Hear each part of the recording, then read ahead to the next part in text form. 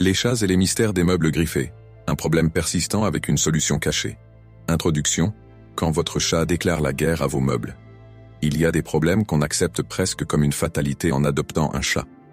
Les griffures sur le canapé, les rideaux lacérés et les tapis effilochés. Mais si je vous disais que ce comportement persistant pourrait être bien plus qu'un simple instinct naturel? Et si c'était un signe, une manipulation plus grande orchestrée pour vous garder dans un cycle de frustration et de dépenses inutiles? L'histoire. L'énigme de Félix et le canapé. Il y a quelques années, j'ai adopté Félix, un adorable chat tigré.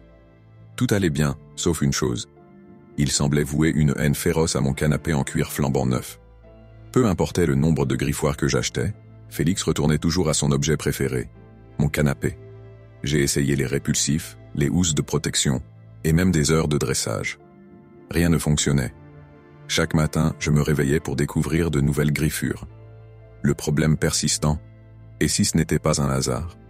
Un jour, en discutant avec une amie, elle m'a dit sur un ton mystérieux: « Tu sais, ils font ça pour te pousser à acheter encore et encore. » Intrigué, j'ai commencé à chercher.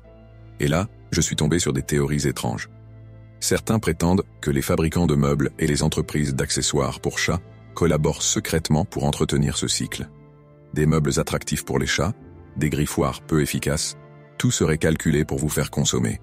La solution cachée, un simple déclic. Plutôt que de céder à l'énervement, j'ai décidé d'observer Félix. J'ai remarqué qu'il s'attaquait toujours au canapé après que je sois resté absent longtemps ou lorsque je travaillais sur mon ordinateur sans lui prêter attention. Un comportementaliste félin m'a conseillé de détourner son attention avec des griffoirs plus attractifs. Mais cette fois, j'ai suivi une méthode peu conventionnelle. J'ai fabriqué un griffoir maison avec des matériaux naturels et l'ai placé à l'endroit précis où Félix attaquait le canapé. Résultat, Félix a changé de cible presque immédiatement. L'angle complotiste. Et si tout était manipulé? Mais cela ne résout pas le mystère plus profond. Pourquoi les griffoirs industriels échouent si souvent?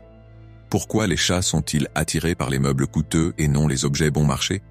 Certains pensent que c'est un comportement conditionné par des stimuli intégrés aux meubles modernes.